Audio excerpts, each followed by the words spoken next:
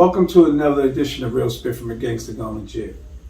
This edition is going to be something slightly different. We're going to introduce the GGL Hood Report, in which we'll talk about just a regular conversation, and we'll talk about things that are going on today in the world, and we'll talk just candid conversation. So today, my guest is none other than Darrell Jones. What's up, my brother? What's good, bro? Thank you know what I was just thinking, P? And I'm actually doing this. So, are we live? We're live. Okay, see, I didn't know part of us being live. So I was just getting ready to write that to P and say, you're live. How you feeling, man? Man, I'm good, man. I'm good. Yeah, it's not a slow start, bro. It's kind of, we were talking about the Hood Report. Shout out to 8, you know what I mean? Definitely what he's doing, right? You know, that matters a lot, man. Looking at that whole structure, what he's doing in the mag. So what made me think about it in terms of us just taking this moment is just to update people on a discussion. You know what I mean? Not to just continuously be telling people how to feel, what to buy, what to do. Mm-hmm. Just try to collectively just get an idea of if we can work together. You know what I mean? Right. Who can work together? What can be done and what can't be done? Well, since it's just a discussion, why don't we talk about how you feel about the trip we took to Minneapolis?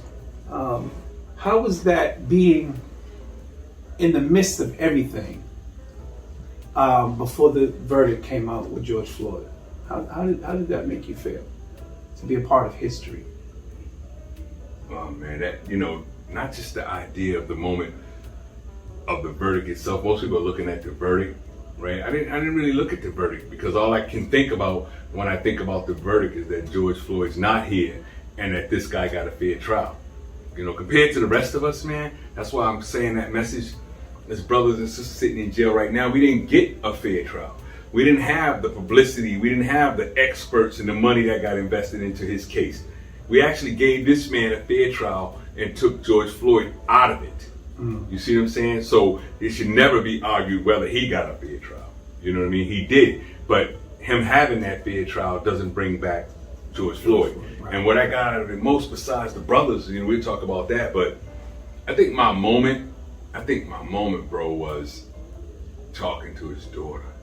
You know what I mean? I put a little bit, because I didn't want to keep it in her face, you know what I mean? And do that right there. That was after the fact, you know? But being able to just talk to her. Wait. Let's let them know, for the people who weren't there and don't know what took place, how did you get, out of all the people that were there was thousands of people that were there, how did you get up close and personal and able to speak to her directly?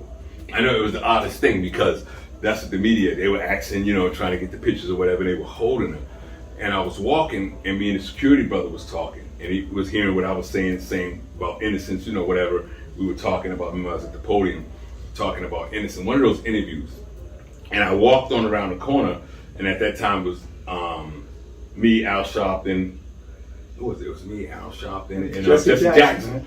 And I was talking to them, remember? I was walking and when I turned the corner, that's when they were blocking everybody, you know, from them. And I was waving to her, talking to her, and I was like, me and you should talk. You know, I just said it cutely, and she was just like, I don't want to talk to him. Right? You know what I mean? They were just like, you know. So they stopped for her when she said that. They stopped because I was like, yeah, me and you should talk. You know, and I kept saying it. And she was like, I don't want to talk to him. She was just smiling away. And I guess, you know, they embraced, man, and they just put her down and put the mask on her. You know what I mean? But I had the phone out, and I was just trying to get the picture at first. And then I put it on the video because I was like, I'll just get some video of her because now they're letting her get down and say so. I wanted to catch her voice because I can hear her voice every day. And it just was like a little conversation, man. That was, you know, it was sad because, you know, as I know, it went to Dante Wright's funeral as well, man. Participated in that, which is big too. But it was just the embrace. You know what I mean? I never know what it is I may have said. You know what I mean? It was just the idea that I was being me and they were being them, and genuinely, it just worked out. You know what I mean? It was a blessing. You know, it was a blessing. So you said that was one of your highlights. That was really the highlight for me. You know what I mean? Because I'm talking to the essence of this man that the whole world's moving behind. I think for me, man, the highlight was when the verdict came out and to be there and see these people crying and the love. You could feel the love in the air. Like people were, you could feel that people were relieved. You know, like it's finally we got our day. Yeah. You know, I looked at the person next to me on my right and on my left. Both were white people. You know, and it made it a light just came on, and it was like, wow, these people are actually out here day and night helping to fight a fight that is ours and that we're supposed to be fighting. And you know, the one thing that bothered me about all of that is I didn't see a lot of our people on those front lines. I didn't see a lot of black men. There was more black women involved than black men, and that's upsetting to me. That was kind of a problem. But I have to admit, and I have to say that it felt good to know that these white women and men were out there. And I'm talking about the ones who were genuine, and they were out there fighting for the cause. You know, they were fighting for justice for all black people. You know, and to them, that's where the Black lives really mattered. You know, they wanted their voices heard. How do you feel about that, bro? Well, some of that, I was thinking people who was there, not only there everywhere, the marches here, what I really think is that some of them are smart enough to understand. We can look at it and say, are you supporting Black Lives Matter? I actually think they're supporting All Lives Matter. And the reason I say they're supporting All Lives Matter, not as the slogan, but in the fact that there will be no lives if we're not part of it. Right. You see what I'm saying? And I think a lot of them can grasp and understand as well. There's going to be no society without us. Right. We're the biggest consumers in the country. We're the ones that spend most of the money from whatever we wear, whatever we rock, brands, and we're the biggest consumers. Man, the economy will fall tomorrow if we didn't spend a dime. You know what I mean? If that's why we don't hear certain callings. If there was a real calling that black folks were just like, you know what, okay, cool, this is how we're gonna play it. We just ain't gonna spend a dime all week. We're just not gonna buy nothing. Right. It'll be a wrap. Absolutely. And a lot of them know that. You see what I'm saying? And who's going to work these jobs? Who do you see working most of the jobs? I don't think it wasn't because brothers just not at the front line. I think it has a lot to do with the idea of what kind of brothers should be at the front line. Right. You know what I mean? Our sisters are by themselves because we haven't assessed what kind of brothers should be there. We're constantly allowing anybody to be there and then expecting them to hold the line. So let's talk about it. What kind of brothers need to be there? Well, if it's the military, right, they're gonna have different infantry that go in. If you ever go back and you look at, let's say, the movie Glory, that was the black infantry that went in here first, right? We have to look at who we putting on the front lines. We put a front line up that fails for us, and then our sisters come back and be like, brothers ain't doing nothing, they ain't doing this. Well, then you might have hyped us to that. I did an interview one time. Well, actually, it was the video from prison.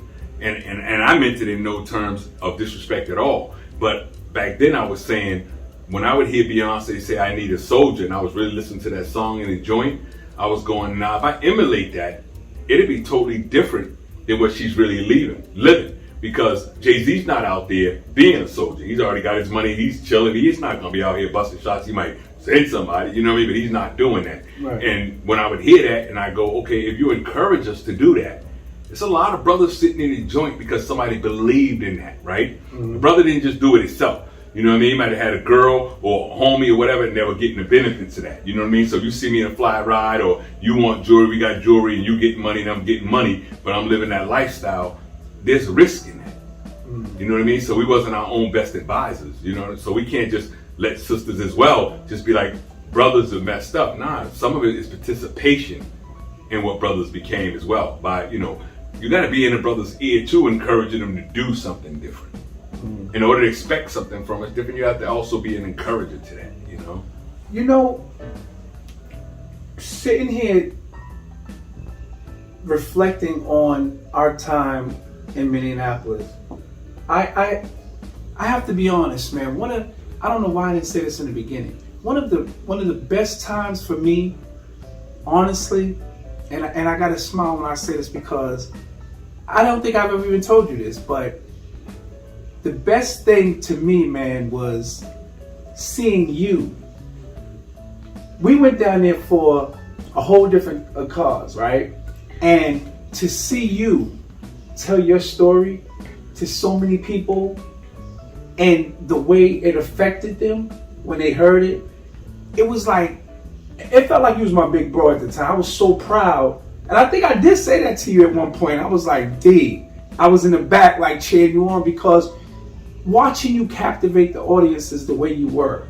Like when the teachers were doing their talk and their movement, they allowed you to come in. The principals, actually, right. And they allowed you to come in, and then my man, he took the center of the circle, and he had them in awe. And it's just this gift that you have when you open your mouth, brother. It's amazing to me. And I was shocked to know when we were down there, and I asked you about, like, where does this come from? Like, how are you able to just talk the way you do? And I found out some of the things that amazes me, because I didn't know how someone could do something like this. I have to, I want to enlighten the people. So Darrell is someone who, when he was serving his time in prison, he definitely was an innovator. He was definitely someone who was a leader, and he started a lot of things. And I think what I'm most intrigued by and find kind of unbelievable is the fact that he was a businessman in prison. He started a lot of things. Like, for instance, he was part of magazines, doing shows, concerts, from being inside of prison. Bro, when I looked at your work, man, your body of work, I was amazed, because I said, how could someone do something like this? Like, it's hard enough to do it out here. You know what I mean? When you get a team together out here, and you had a whole team while you were serving 32 years in prison. No, I'm sorry. You were serving a life bid in prison. You had did 32 years. Man, how did these thoughts come to you? Suffrage, you know, a lot of people, man, get held back, and that was one of the things that why I was saying, okay, cool, we had a conversation rather than interviews and all that other stuff, man. I didn't have nobody to tell me a lot of the stuff that I learned from suffrage, right? And most of it, you know, people can put you in a situation, and that's something I want to get across.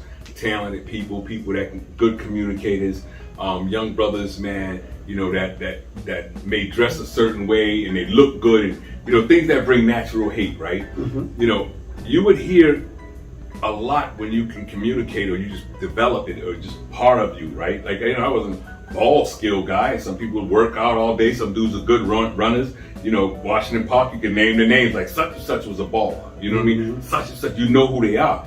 Okay, those wasn't my skills, you know what I mean? But what I did learn was, when I would hear people take that, I actually restrained myself from doing a lot of what I should have done and could have done more, because, you know, it was right around in prison. I told you, when I got the United Nations Awards for the Obama Project, and people that participated in that, you know what I mean? Like, I'd write it and visualize and come up with it, but they carry it out. Mm-hmm. You know, we're doing a True magazine, they carry it out. You know what I mean? So you were the talent behind all this. So I just have a vision or an idea of the way to, or contribute to it. You know what I mean? I told you when the kid were first doing True, and it was like, okay, this here is just this 5 pages, you know what I mean? And here all y'all are talented. No, we're going.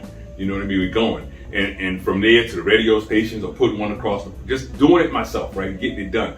But the thing that most people don't understand, it probably came from some trauma, because I didn't talk from 2 on. Something traumatic happened, you know, in my life, man, in my family, and you know, something happened, you know what I mean? Not to me, but something happened to somebody, you know what I mean? And from 2 on to almost 5, I didn't talk. So, you know, when I see my own medical records and stuff, I know. So my grandmother, may she rest in peace, they would say I just sit in the corner and mess with strings. And these people said that I probably went crazy, or I would never talk, from what I saw. So I guess from that point on, I never stopped talking, you know what I mean? Mm. But I learned the difference in talking and having something to say. Mm-hmm. And then you can stifle yourself if you pay attention to other people. You know what I mean? And then I realized, man, like the first thing I would suggest to somebody is to realize your credit card of yourself. You know what I mean? I didn't know that. I had to develop that. And in prison, I spent most of my time in libraries, learning the law, you know what I mean? Helping dudes get out or creating programs, you know what I mean? And dudes coming to programs. That was my interest. Before you get too far, what do you mean credit card of yourself? Explain that. Well, when you come out your mother's womb, your name is chosen by your mother, your father, right? Aunts, whoever. But somebody's chosen that name for you.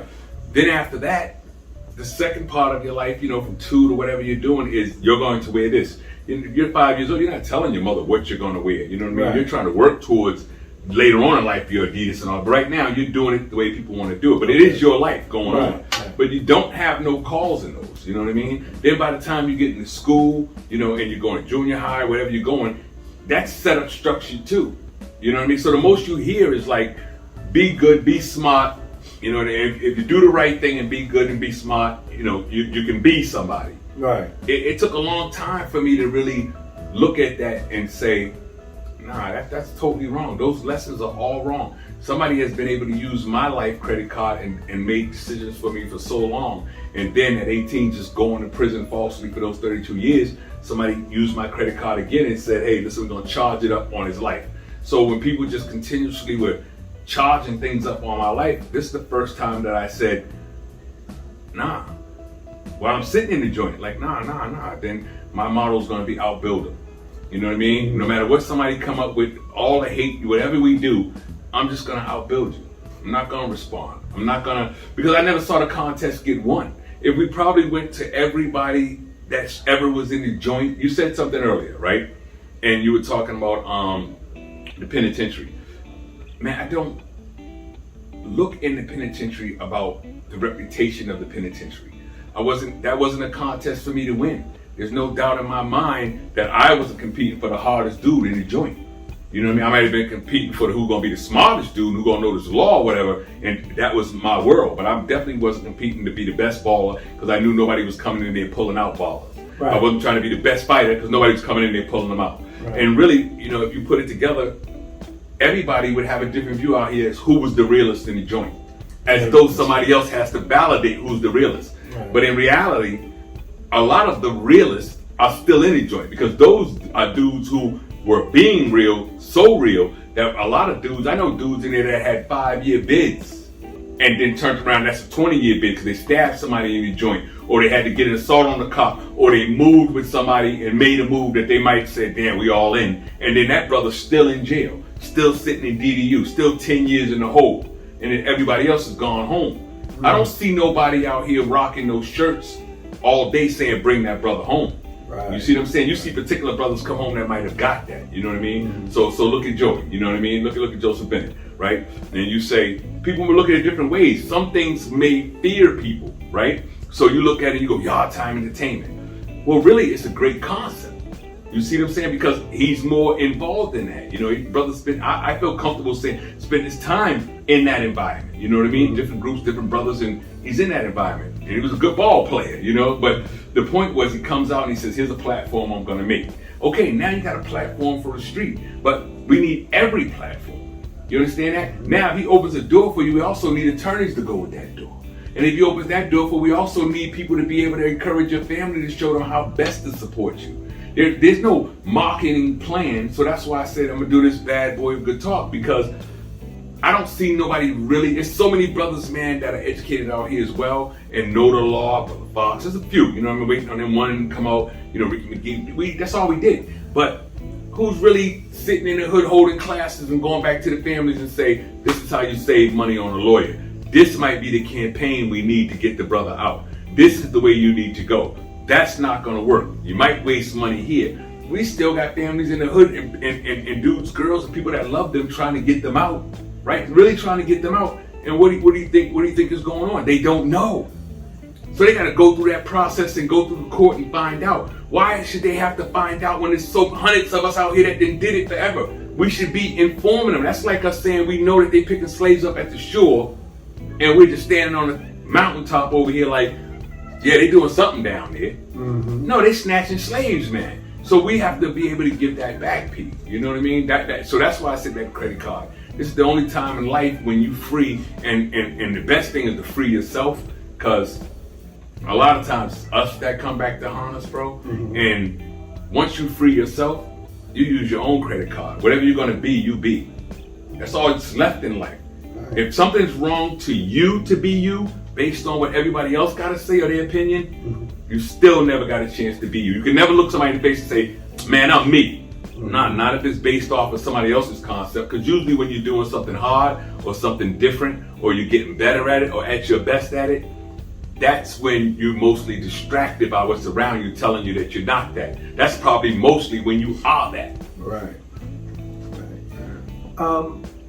Another thing that I find admirable about you is the fact that I know this to be true. A lot of people who was in your shoes and did 32 years in prison, when they come home, the last thing they're going to want to deal with is prison and anybody and anything to do with it. So meaning anyone who's still in prison, anyone who was left behind, whatever.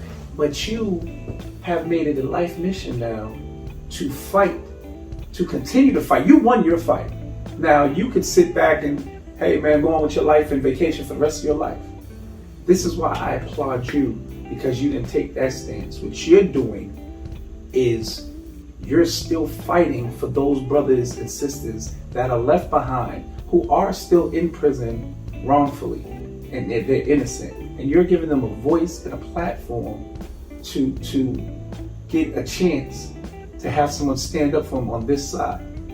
Tell us a little bit about that.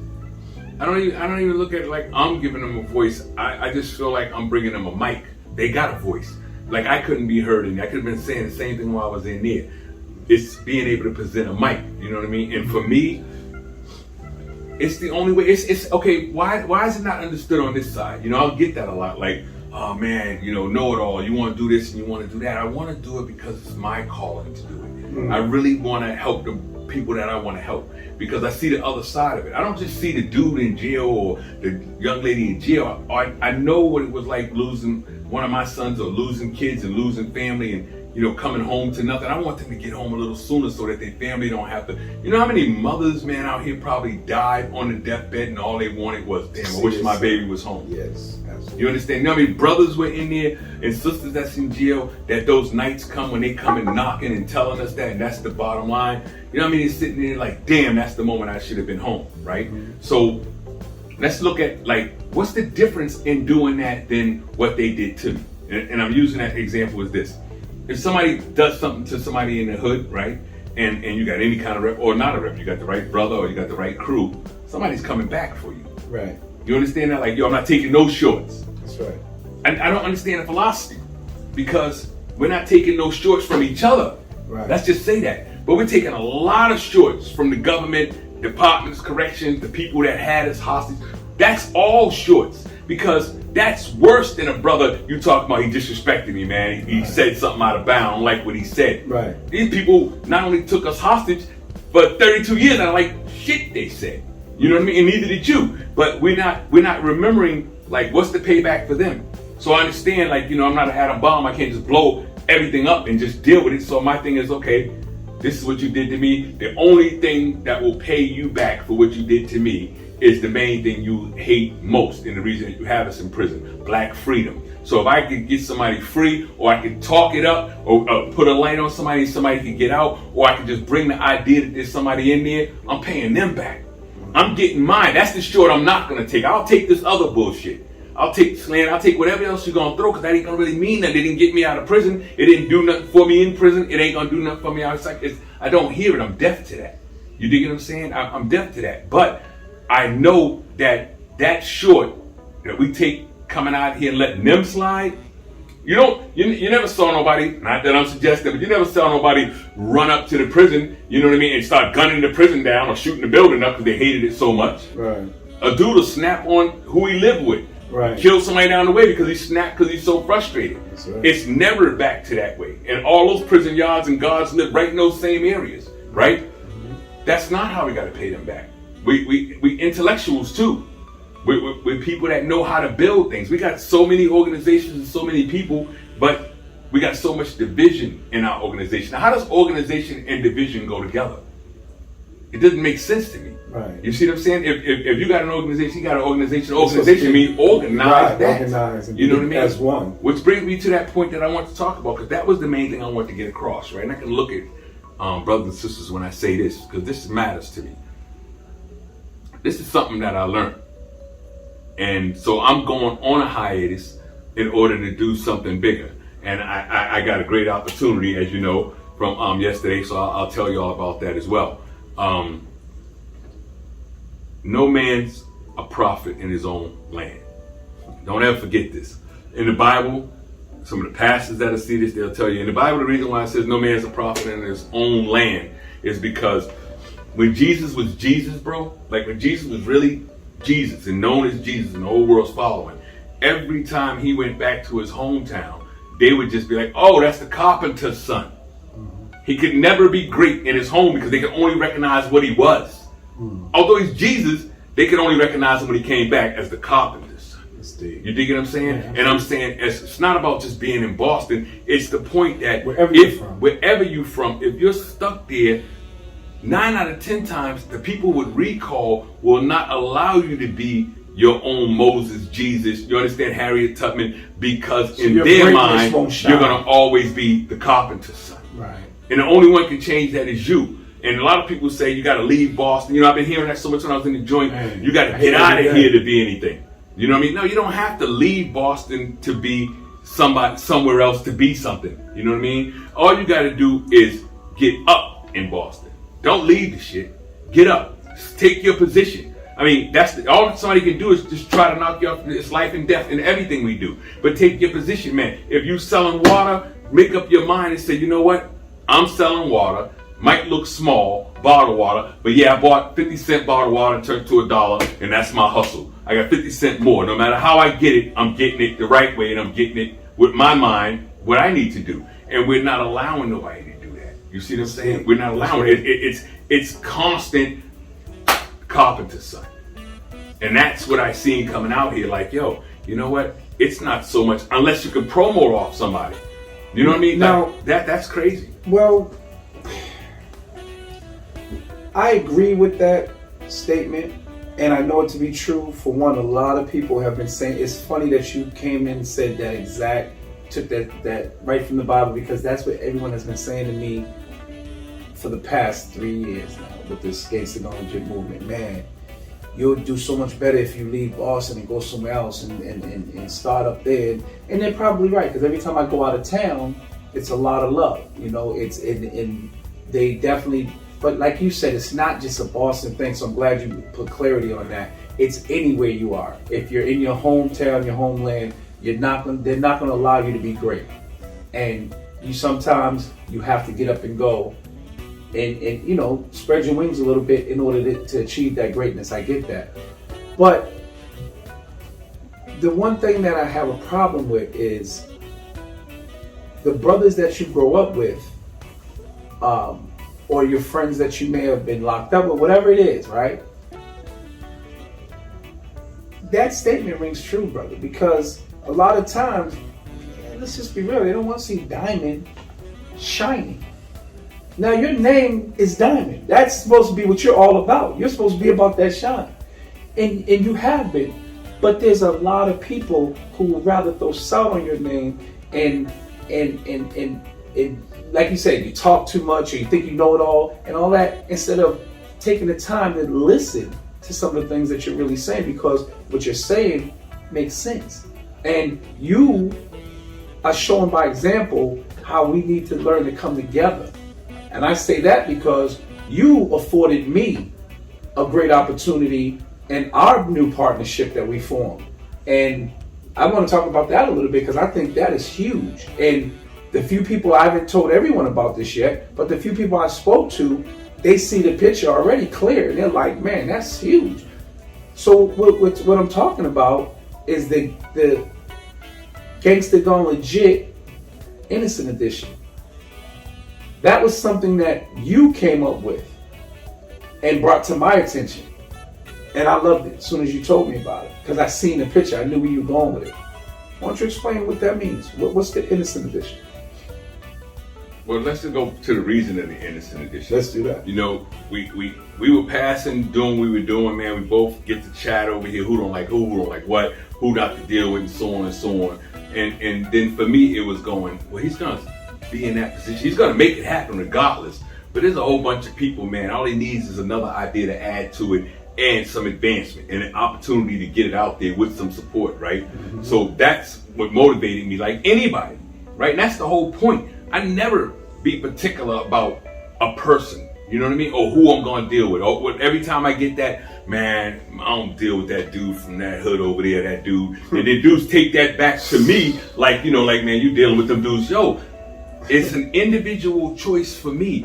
These are the rules, man. These for me, these are the rules. Listen, man, I'm not out here, I'm not on nobody, I'm not hanging with nobody, and I'm on nobody's paperwork, putting nobody in jail, done nothing to nobody. Yo, I ain't killed your brother, your sister. You ain't walking in Boston and being like, I did that to you. You know, ain't broken your mama's house. You don't know me for none of that. You know what I mean? So my thing is, I just want to live the way I want to live. So the innocent edition is like, was the first time the innocence get taken? People think that it's just about being innocent coming out of jail, right? And then you're innocent. You're not innocent when you come out of prison, man. I'm innocent from the first day you go in there to the day you come out. And then you become aware of my innocence when I came out. Because this man now to put it on a piece of paper, the same way he said I was convicted, now you believe his word, exonerate. Right. I didn't need him to exonerate me. I was innocent the whole time.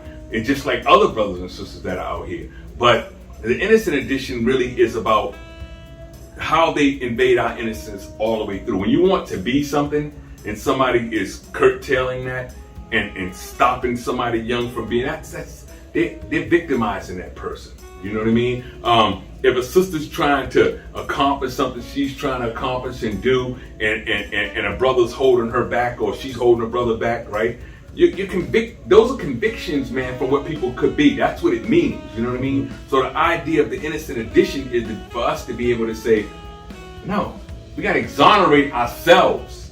We got to exonerate our community from our own hate for that dude or for that woman or how she dresses. You got to exonerate them from you, if that's what you about. You know what I mean? As they should you. We can't just sit down and always look at it like we all been convicted, man. We're convicted nationally on the news everywhere. So the innocent edition it supports the idea of those that are going the way we are. But George Floyd, Dante Wright, we're innocent. You see what I'm saying? So innocence is a big thing in our community, right? But a lot of us don't know that we should be exonerated from what we've been through. Not just me getting out of prison, but getting us out of this prison out here that we in. You know what I mean? We're definitely in a prison. And I think that's sometimes what bothers who it comes from.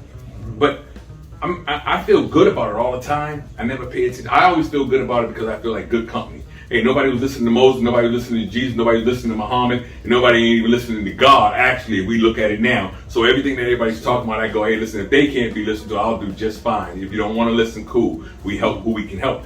Everybody out here, man. I had that vision when it was doing True and putting in the cover, you know, and doing the mass movement. Things people don't even remember. What do you mean? Because they only knew me as DJ Third Eye. You know what I mean? Doing True. What is True? Well, you know, the magazine, doing True magazine at that time, man. And, you know, but I was pushing to have people in it, man. The inside cover, we had the mass movement, you know what I mean? That's why I brought those, you know, to have them and doing parties under that. But none of that.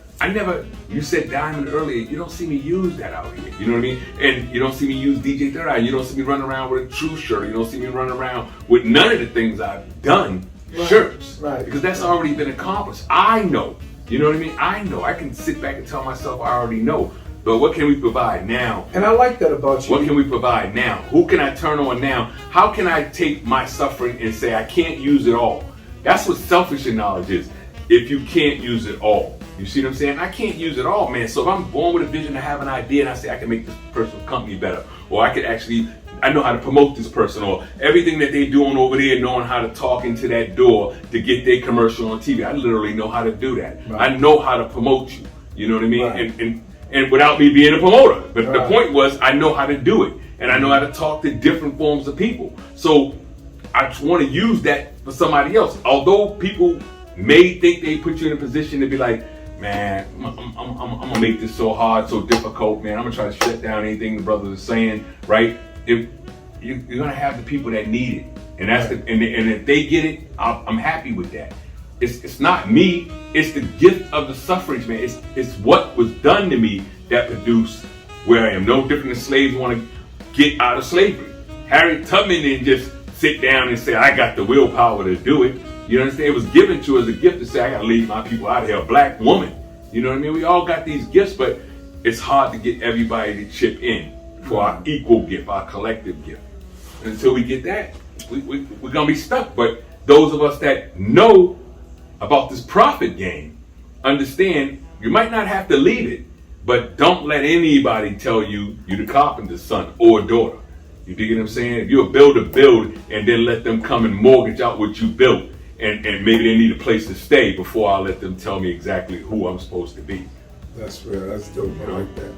But yeah, I was getting ready to say, you're the type of brother. You have a lot of reasons to be very, very arrogant, and you're actually opposite. You're humble. Like you said, you don't go by diamond. You don't talk about truth. You don't talk about the things you've done in prison, as far as the radio stations, all the stuff that you were, part of, and what you helped make happen. I find that that's impressive, because a lot of people who have accomplished the things you have, and even since you've been out, you've been doing major things. Like I seen firsthand, you talking to big shots from Hollywood and so on, and all the different news channels that are interested in your story. And I mean, they want to do books about you, movies about you, all this stuff, brother. So you can walk around here with a head this big, and you don't. And I think that's really something to admire, because you're very humble, and that's how men in your status should be. Like, you're not gloating on what you did. You're trying to really make a difference for your people, and I have to respect that. Now, I want to go back to our trip in Minneapolis, because the brothers. That's how you know that's where I was going. That's exactly where I was going. First thing I thought about, man. So the brothers. So one of the highlights was when we were going to do your interview with Sarah from CNN. Yeah. And when we walked up, we seen a bunch of brothers out there, and I had the Gangsta Gone Legit gear on, and we stared at each other for a moment, man. I'm trying to see who they are. They're trying to see what I've done, what it's about. And I think from that moment to today, brother, chemistry was formed with some real brothers, a real alignment that I know big things and good things are going to come from. And that brings me to the movement they have. Why don't you show the people? Listen, man, I brought mine personally because, the funny part is, just like I told you in prison, only certain people knew originally where I'm from. You know what I mean? Mm-hmm. So you got a chance, like, to find out firsthand, but to meet how Chicago run for me, how home run for me. And it's a love for me there. Yeah, it's a love. I mean, listen, I seen the phone call. Gangsters like they gangsters, right? Look, like, you know what I mean? It's a love. It's a man, definitely from Chicago. Got love from out there. As soon as they made that phone call from the real OG, oh, that's his people. It was all love from there. We got treated good. Trust what I tell you. And because you come from that, right? So, it doesn't have to be me. I was a kid. We left for that reason. But right. All of my cousins, GDs, my uncle, man, Vice Lord, all of them, man, were originals, start. And so you grow up under it and you be a part of it. But it wasn't just that idea, man, of being home, or the ones that come here, or even in Florida when I'm with them, you know what I mean? And just that love of home. This is my home too. So a lot of people that assume that you from here and be here, I'm here. You see what I'm saying? It's a birthplace, man. Right, it's my life been here. But the brothers, man, and shout out, man, we got to go down to Trey, man. Definitely shout out, man, to Joe, the Six, man. You know what I mean? All the brothers, man. PJ, man, but this right here, we push for peace, right? Mm-hmm. We push for peace. This thing right here, man, they united though. You see what I'm saying? Like, here it is, my people, Chicago's here, Chicago's there, but they united and making moves on those fronts. And look at what they're doing. When they say they on front line for their people, they on front line. Listen, so much front line that you notice they down there, man, with joints, rifles, everything, what they could have, and got Panthers, everybody with them, and literally the police is like, we got this, you move away. I mean, look at the situation. Dante White's funeral, all praise to his family, man, being with them, beautiful, but it was because of them brothers, you know what I mean, the hometown, to be put in that situation, man, where I actually, as you know, doing security, man, like being with those families and making sure they're safe and escorting them in and out of there firsthand, and standing with Al Sharpton and being the security for him. Even when the other incidents going, like I'm there, have to do that, and I go, oh Al, I had to think about it with Al because I was going, man, I just did a lot of years. I was thinking on this, I'm like, I'm over here standing over Al, you know what I mean? This bullet, that's what I'm standing over. I catch Al's bullet, right? But the point was, it was the feeling of the cause because there's life in it. We always think about monuments, man, like buying a tombstone. That's what we think about. And then it's the casket coming out. I don't see that. I think we got to make more living monuments. Right. So the idea was to embrace that. You know what I mean? Like for me, I embraced that. Like I really, really was like, I was fortunate, brother, to be from where I was, to be in this moment, and to be a part of what they consider to be your funeral. Although I believe what's beautiful never dies, did a project on that. I don't believe it. Because what we don't see, like air, keeps us alive. Is it dead? We don't see it. There's a whole bunch of things we don't see. We don't even see each other. They comprehend each other. So we definitely not going to see what someone else is transitioned to. But I damn sure know that if a caterpillar can get up one day and become a butterfly and take off, we do something.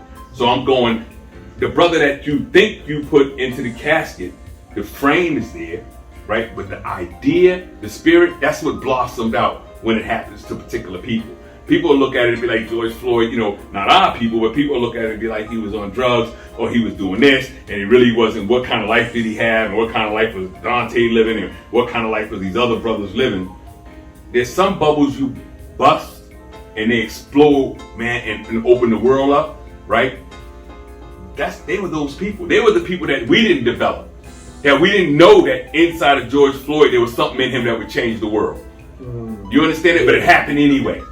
You understand that, Dante? You didn't know that the whole world would be watching your life because nobody gave him the identity that, something else is in you or really, really locked into that. Because it's too busy saying, carpenter, son, man, you just like me. We from the same way, you ain't no greater. Nah, somebody's supposed to be greater. That's why you have leaders. But we're supposed to lead in our lanes. You know what I mean? If you're good at clothing and you're good at what you do, my idea is not coming in there saying, this color should be this way. No. My idea is saying, well, I'm good at pushing it out there. I'm good at interpreting an idea how we can make it fly.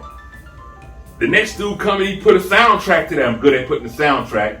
And I can put the soundtrack to the video. Right. If we ever could get that, we'd have it all. Right. Everybody how do you build something? I don't understand it. How do you build something as magnificent as say the source itself? I don't have to be on those sides. You know what I'm saying? I'm just saying, how do you build something like that? Drama Family, my bro Big Chuck, and really everybody, how do you watch everybody else do that?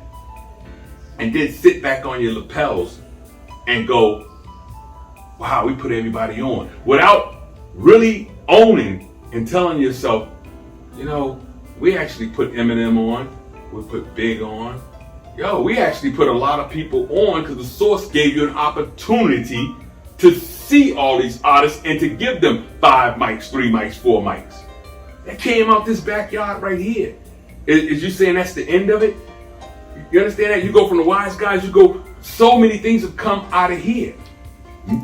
Damn near everything has come out of here. You understand that? And so if we don't sit down and look at here and dudes that really could lead, that's why I said some dudes are fortunate, man. I don't know who's going to win the toughest dude in the hood, right? But I wish I had enough to give the toughest dudes the hood and just say, okay, well, you just go ahead and do that and watch my back while we do this. Right. You understand? That's what some of the kids in the hood need, be honest, man. Some of them are football players, and instead of us being like, he can't be touched. Some of them are potential basketball players. Some of them are potential teachers. We see it in them. You know, the dude you call the square, he's corny, he's a bookworm. Well, then that should be his passport, man. I don't know if we could get some kind of card and all the thorough dudes can sign it and give out to a pass to a kid. We can go to every hood and be like, I got that pass. I'm not involved. Give them something, man, to keep them if they don't want to be involved in the mess that we in. You know what I mean? So give them a passport to the future. Who are the realest dudes, man? Who is the toughest dude? All right, well, cool, man. Use that for something, because we said this last time, and I'll reiterate it again. Until you can walk in there with your girl or your daughter in Walmart in your neighborhood, or to the stores that are around that neighborhood, and just tell your kid, go and grab yourself a bike, and then when you get there, tell them your father's name is, then Holmes, we ain't made no names. We don't have a brand. You see what I'm saying? We got a reputation. A reputation and a brand are different. A brand go on and on and on. That's why we still purchase that brand. You know, this Polo mess, man, Adidas, all this shit been here while I was out, and when I come back, it still exists. You see what I'm saying? On our side, we go, are we still rocking FUBU? Do we have access to that? Right? I would look at it and say that I would compliment you all the time, and I would say, and I'd say it again. Can't look at a man and be like, what's he wearing? It almost resembles, no. When somebody can wear their own brand, because material is material, you got your own. You rocking you. You see what I'm saying? It's almost like you wear. You rocking you. So why can't we compliment people who rock them? Whatever their mentalities are, behavior, as long as it don't affect us. Right? As long as it don't individually affect you, and it's not hurting you or your families, and it's somebody that can push us a little further or make use of whatever talent they got, we should be making use of that. We should be making use of that. That's real. We should be making use of it, baby. But the brothers, I want you to go back. I'm gonna go back to the brothers for a minute. The brothers, man. Now, the brothers push for peace. When I seen how they move, I was, man, I was at a loss for words, because I said, this right here is what I wanted all my life, was to see brothers come together from different parts of the city, gangs, whatever it is, and come under one accord, which is what they did. We went to their office. Man, these brothers had a bulletin board where, you know, they come together every week to get their checks. Right. And then not only that, they're really policing our communities. They're really protecting our women. They're really doing the things. They're really doing what they're talking about. What they talk about. And really what was amazing was that they really wanted to reach out with us and be a part of what we're doing as well. Yeah. And we're going to make that happen. We're definitely. That's already happening, right? You know what I mean? That's already happening. So it showed me, man, that maybe in Boston we ain't got there yet, but there are brothers from. I mean, we had the Gangsta Disciples, the Vice Lords, the Peace Stones. Basically, every Chicago gang. They said they have the every gang basically. It's like 50 members or something, all together, working to better our communities, man, and our people. That was beautiful. That was the highlight of my trip, man. I couldn't believe it. And then to see how humble these brothers are. Yeah. After you hear, you know, they did 99 years in jail. Right. And did you notice, like, all of them had that big time in the feds and everywhere, but they different. Mm-hmm. You see what I'm saying? Something makes you different. Like they don't prejudge the difference, man. You know, when you say, if you said real recognize real. Real doesn't recognize real because I'm a reflection of you. See, that's a backwards theory to me. If real recognize real because you're hardcore, now I'm hardcore, and that's real recognize real, nothing's real about that. That's just, I have to reflect being hard because you're hard. Real recognize real means, it should mean, right, reflecting on the idea of I am who I am. Exactly. And then you can say, that's him all the time, that's him all the time. And you can call it a day and realize that's who that person is, and then you can accept or not. That's always what real recognize real has meant to me. Mm-hmm. You know, not that I'm as hard as he is, so we you know we're as one. That was never my take on it. Now I'm sure that's a lot of people's take, but it was never mine. Mine is more what you just said. and that's how I live. But again, I'm gonna end this here by just saying that we're getting ready to go back down there. You and I, because we got definitely. We got a few things, and you got to come back home, right? You know what I mean? Chicago, we got a few things, man, and they'll be seeing the brothers here. Oh yeah, absolutely. We're gonna make it happen. You know, primarily, I think this night right here is the conversation. You know what I mean? And it was a necessary conversation for us, and for anybody else that has a judgment on that, right? It is so much easier, man, for us to.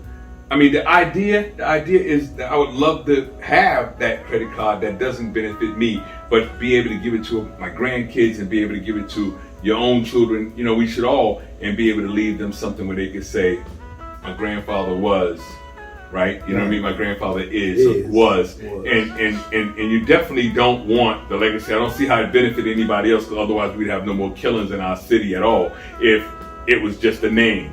You understand? You could just say, well, you know, Charlie Chan was my father, and that would be enough to fear the next dude from killing you. It ain't. If Charlie Chan is dead, dude, it moves on. That's right. So it's not the battle of that. It's just that, man. If we could Bill Belichick the hood and pull in the players, you know what I mean, and everybody. Tom Brady was the quarterback. You see what I'm saying? If they did that play, you know, I'm not really a sports dude, but when they did that play, you know, the switch to the next quarterback or whatever they do, then the quarterback sneak or whatever you call it, cool. Then you have a reserve for that. But everybody else got a position. Somebody's blocking, somebody's, you know, catching, somebody's doing what they got to do. But the idea is whatever they're doing, it has to be a goal. I don't feel like we have a goal. I feel like, man, we get played like political puppets because we're not into politics, let's just say, so our young kids are not learning it, right? I think that I'm not in a competition, right? And neither should nobody be. And definitely for me, I look at it and go, I'm not even gonna think of it as a competition. Especially if somebody's been out here already and you've been out here 25 years, 30 years, and you're saying this is what you're doing now, and I'm going, well, I'm not even looking at that as a competition. I'm going, you had a 25 year start and we can catch up with you this quick. We on to something. Right? Mm-hmm. It's a group of people, man, the bottom line, in this city that could do the same thing, man, as the brothers are doing, training them, you know what I mean, push for peace. And as the groups we have here, I keep reiterating that, there is a group here that can make a lot of dollars. So just think about that, and I'll share this, and then I'll say why I'll be off the radar, but on the radar. So now I'm going to be doing the show, besides us doing the Innocent Edition and a few other things that we're going to bring back. But I hit what I call a luck strap. So when I got to speak on the, but when I got to speak, I wanted to announce it because some people I'm going to bring along. If you didn't believe in nothing I said then, you'll believe it now. And if you didn't believe it then when I told you about the Ukraine and I put the people on there, they told you they were going to invest and wanted to bring artists over there. Well, when I spoke over there to Canada, I got a chance on iHeartRadio to talk to many people. And then I didn't know until he hit me like, yo, we getting so much feedback. And then a particular music artist hit me and, you know what I mean, and send the email and just say, hey, you know what, man, Drake, somebody wants to holler at you. They think we could do something with you, with your story.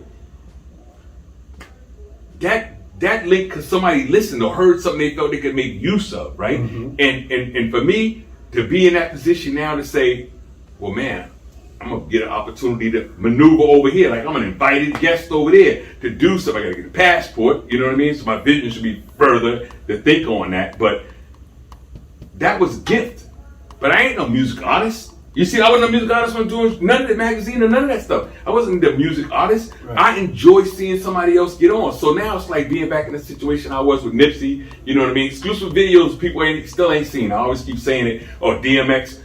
I got to be on the stages with them, and as you know on this phone, I got stuff them talking, not just no pictures. You know, things that I know are valuable. I'm not posting that and putting that all up because I really was saying, nah, I'm not making it off of what happened. You understand that? I was doing it when it was happening with them, not trying to make it happen off of their name and then they're gone. To me, that's not the way I want to do it. I would love to be able, and I got permission to be able to do it.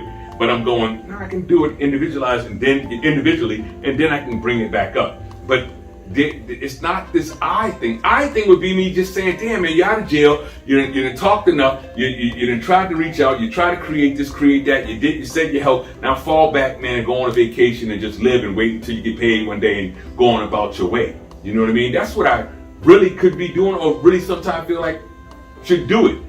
It ain't gonna be in my nature to do it. The people that I'm trying to pay back are the people that took it all. I'm not taking that short.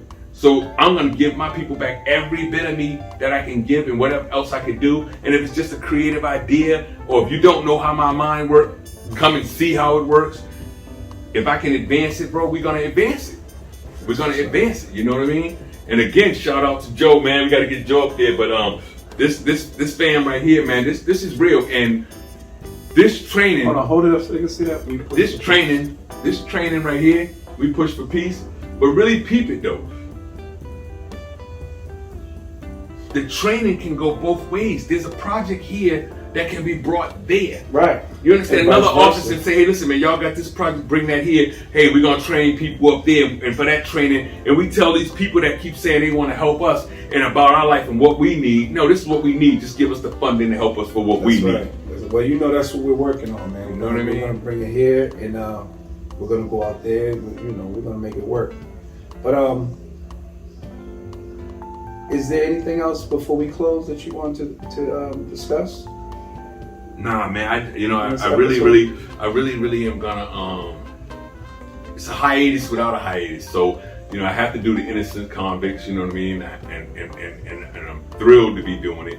And at the same time, man, being the president of what I got, this is the agenda.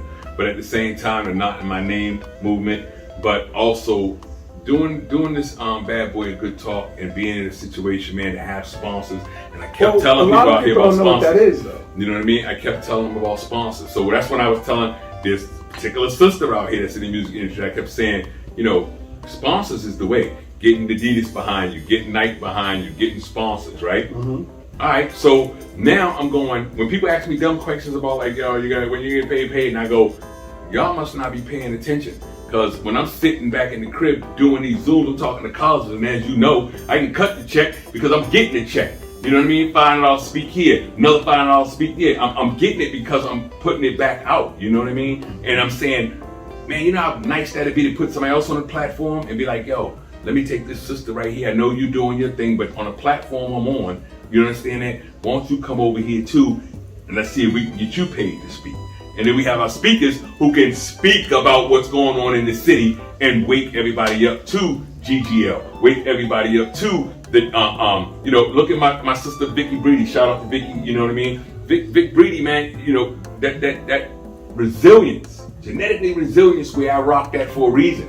Because the sister's really doing what she says she's doing. Right. You know what I mean? And I'm going to contribute however and how we can do it. But not just I need somebody too. All the accomplishment I have, man, were because other people believed in it as well. And they carried it out. Like I passed the ball and they ran with it and got it, got the goal, right? Now it's the reverse. I'll run with somebody else's ball, run with your ball. You know what I mean? I don't know how great I'm gonna do with that, but I'm gonna go towards that goal. The idea is just to get, that's all this is about. This is all this is about. It's time to really, you can't beg nobody no more, right? But I'll leave it on the note where I started it at. The one that matters is don't be nobody's carpenter's son or daughter in this future.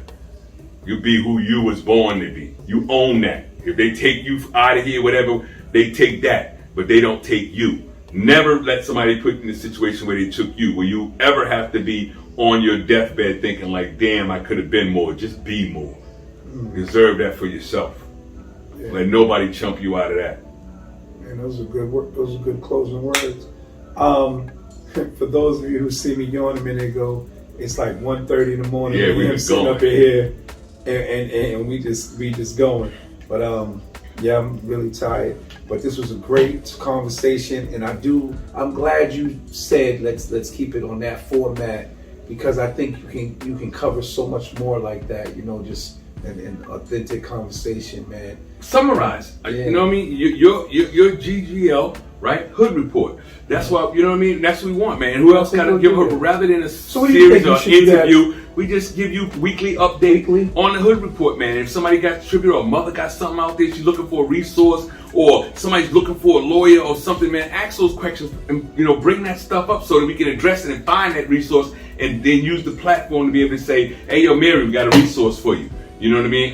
We reached out to some lawyers. We reached out. Let's use the platform to be able to do something different. Speaking of resources, before our interview started, I got a text from a lawyer who you weren't around at the time, but she wanted to know what a person can do if they want to put money up for the innocent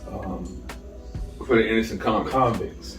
And you can go to the site and contribute and make a donation. Asagi does all that stuff right there. Okay, you know what I mean? There's a site for it. Yeah, you know, the site is someone contribute, right? It's the innocentconvicts.org. Okay. You know what I mean? And you know, and bring your families there, man, because that's why I wind up doing what I was doing on it. You know what I mean? Is that, and when I became the president, because it needed to be carried. You know what I mean? It couldn't just be left there, and too much work was going in. And the idea is, I'm just wanting for the platform to be able to say, I know people out here are trying to point out somebody that's in there that ain't being heard. Right. Some mother, some sister, whatever, and I'm saying, here's the platform. You know what I mean? Come and find out what we can do. Or at least post that person up there, whatever we do, and then let it be my job to make it louder. Let it be my job to be able to try to bring it back out. I think I'm probably good at that. I think I can do that. And let it be my job to bring the little light over there. You know what I mean? Then I do my job properly, then you can say he did his job. If I don't, you can help me advance on my job. But I think I can do that job. But come, let us know who you think is in jail, who's your family, and, you know, woman, man, child. Let us know your dad. Let us know so we can bang for it. It's not there for nothing. Life don't go on forever. You know what I mean? No, who knows how long my life goes, your life goes. But the bottom line is, let us help you by using this platform and tell us who's in there and who's suffering. And then for the families, not just talk about that. There's resources that we got for the family. You know what I mean? Some of the families that are going through it, and they don't have to come back. You know what I mean? They're locked away. They don't know not only the process and the procedures, but let's have a family night and talk to those families. What can they do? Who are the best lawyers to go to? Whose lawyers really getting somebody out? What investigator was good on a particular case? Because a lot of cases don't even start with a lawyer. The best thing you might want to do is hire a private investigator. Now, who are the investigators that the lawyer might hire? You know, a lot of people don't know that. So my thing is, like, we're just going to organize the classes to be able to help the family, because they're incarcerated too, bro. My sister, my family, just like your family, is incarcerated when we sitting up in that joint. Right, that's a fact. You know what I mean? So that's why I said we got to exonerate us first. All of us.